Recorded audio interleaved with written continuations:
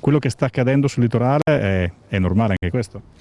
Non è solo il litorale veneto, perché potremmo tranquillamente fare lo stesso ragionamento anche nella zona del Friuli, che non è che stiano meglio. Il litorale è una delle zone più appetibili per le mafie ed è stato dimostrato storicamente, perché sono insediati saldamente dalla fine degli anni 90 e quindi hanno avuto il tempo di strutturarsi e di diventare molto forti e potenti.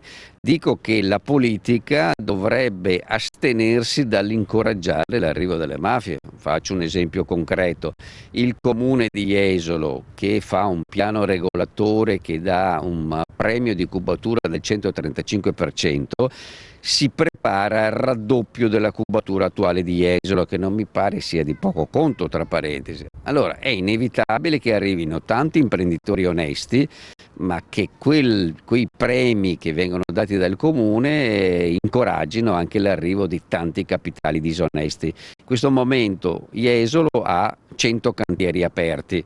Diamo pure che per scontato che l'80% sia regolare, ma c'è un 20% che sicuramente sfugge alla regola. Lo stesso ragionamento va fatto per Carlo e Eraclea.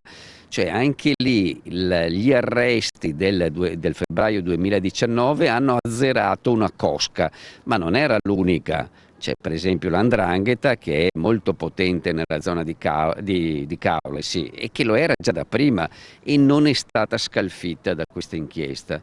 In ogni caso il problema è sempre lo stesso, cioè la politica, ovvero i cittadini, devono rendersi conto che è un pericolo. In questo momento non se ne sono ancora resi conto.